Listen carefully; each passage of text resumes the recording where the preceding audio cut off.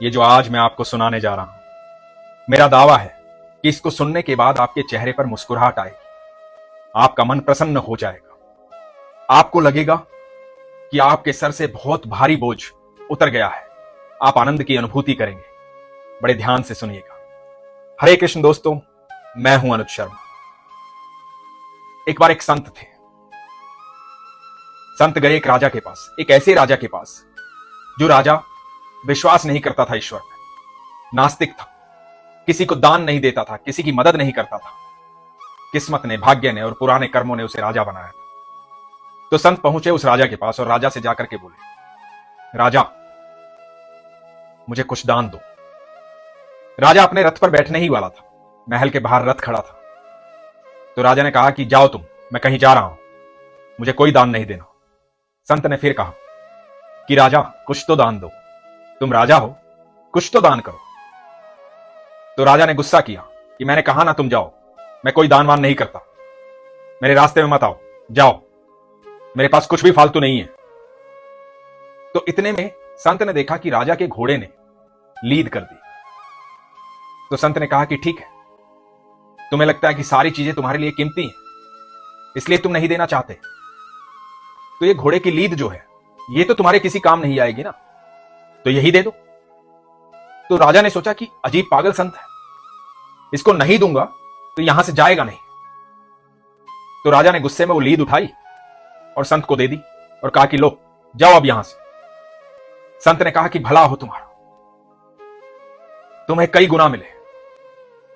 और संत मुस्कुरा कर ये कहकर चल दिए। राजा की समझ में ये बात नहीं आई कि संत ने क्या कहा, क्या कई गुना मिले। संत चले गए, राजा शिकार पर चला गया। जब वापस लौटा तो उसके महल के आसपास से उसे बदबू आ रही थी। अपने महल में गया, जाकर के जब अपनी खिड़की में आया तो सामने देखता है जहां दूर दूर तक उसका बगीचा था, वहां पर लीद का ढेर लगा हुआ था, घोड़े की लीद का ढेर। राजा की समझ में बात आ नहीं रही थी। राजा ने देखा कि अगले दिन वो लीद का ढेर पहाड़ में परिवर्तित हो गया, लगातार बढ़ता जा रहा है। राजा ने अपने कर्मचारियों को भेजा उसे साफ करवाने के लिए, लेकिन जितना वो साफ करते उतना बढ़ता चला जाता। राजा की समझ में नहीं आ रहा था कि ये हो क्या रहा है। राजा बड़ा विचलित हुआ, दुखी हुआ। राजा को संत की बात याद आई। संत ने कहा था, जा तेरा भला हो, कई गुना बढ़े। राजा विचलित हो गया। राजा ने सोचा कि ये मुझसे क्या पाप हो गया। वो संत कोई साधारण नहीं थी, उसने जो कहा वो हो गया है। यहां लीद का पहाड़ बन गया है, ये कई गुना हो गया है। राजा अपने महल से निकला और राजा ढूंढने गया उस संत को। खोजते खोजते खोजते खोजते जंगल में वो संत मिले। संत के पास गया, संत के पास जाकर के उनके चरणों में गिर गया। बोला, महाराज मुझे क्षमा करें, मुझे क्षमा करें। मैं सोचा आप कोई साधारण व्यक्ति हैं, पर आप बहुत असाधारण हैं, मुझे क्षमा करें, मुझसे गलती हो गई। संत ने कहा, क्या हो गया राजा, क्यों परेशान हो? राजा ने कहा कि आपने मुझे कहा था तेरा भला हो, ये कई गुना बढ़े। राजा ने सारा वृतांत संत को सुनाया कि उसके साथ हुआ क्या। संत मुस्कुराए। संत ने कहा, मैं तो तुमसे दान मांग रहा था, तुम धन देते तो धन कई गुना बढ़ता, तुमने जो दिया वही तो कई गुना बढ़ा, इसमें दुख की क्या बात है? मैं तो संत हूं, मेरा तो काम है आशीर्वाद देना, मेरा तो काम है वरदान देना। तूने जो मुझे दिया मैंने उसे कई गुना कर दिया।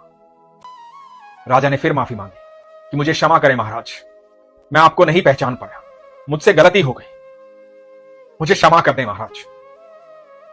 संत ने कहा कि अब मैं क्या कर सकता हूं, यह तो तेरे कर्मों का फल है, जैसा व्यक्ति कर्म करता है वैसे ही फल भोगता है, तो तेरे कर्मों का फल है, ये तो तुझे भोगना पड़ेगा। ये लीद का जो पहाड़ है ये तुझे भोगना पड़ेगा। राजा घबरा गया। राजा ने कहा कि नहीं महाराज, मुझसे गलती हो गई, आगे से ये गलती कभी नहीं होगी। आपने ही ये वरदान दिया जो मेरे लिए श्राप बन गया, आप ही इससे मुझे मुक्त कर सकते हैं, मुझे मुक्ति का उपाय बताएं। तो संत ने कहा कि ठीक है, जो मैं बताऊंगा तुम करोगे? राजा ने कहा कि हां, मैं अवश्य करूंगा। तो संत ने कहा कि ठीक है, मुझसे कोई प्रश्न मत करना, अपनी प्रजा के अंदर ये बात फैलवा दो कि तुमसे बेकार राजा कभी हुआ ही नहीं। लोग जितनी ज्यादा तुम्हारी बुराई करेंगे उतना ज्यादा तुम्हारे लिए अच्छा होगा। तुम जाओ, प्रजा तुम्हारी बुराई करेगी तो तुम्हें अपने आप परिणाम दिखाई देंगे। राजा चला गया। राजा ने जाकर के अपने सैनिकों को, अपने महामंत्री को सबको कुछ इस तरह से बात कही कि कुछ भी करो, पूरी प्रजा में मेरी बुराई होनी चाहिए। और राजा की बुराई चारों तरफ होने लगी। लोग राजा की बुराई करने लगे, लोग राजा के बारे में बुरा कहने लगे। बात आग की तरह फैलती जा रही थी। चारों तरफ राजा की बुराई हो रही थी, राजा का विद्रोह हो रहा था, सब बुराई कर रहे थे। और जैसे जैसे बुराई हो रही थी, राजा ने अपनी खिड़की में आके देखा, वो बगीचे में बना पहाड़ बिल्कुल साफ हो चुका था। अब वहां से कोई बदबू नहीं आ रही थी। राजा वापस उस संत के पास गया, संत के चरणों में गिर गया, जाकर बोला, महाराज ये बताइए कैसे संभव हो पाया? ये तो असंभव था। लोग मेरी बुराई करने लगे और वो लीद का पहाड़ खत्म हो गया, ये कैसे हुआ?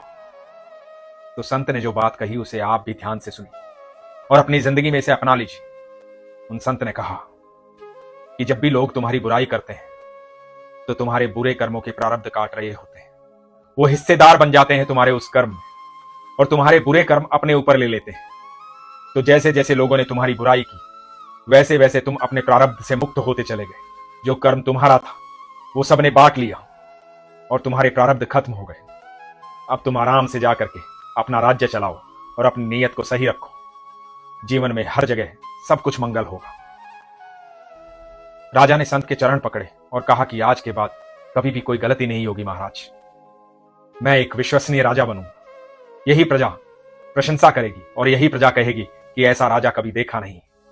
संत से आशीर्वाद लेकर के राजा चला गया। दोस्तों, जब भी कोई हमारी बुराई करता है, जब भी कोई हमारे बारे में बुरा बोलता है, तो कभी भी आप उसके बारे में बुरा ना बोलें, बल्कि मन ही मन उसका धन्यवाद करें, क्योंकि वो आपके बुरे कर्मों के प्रारब्ध काट रहा है। कभी भी उससे निराश ना हो।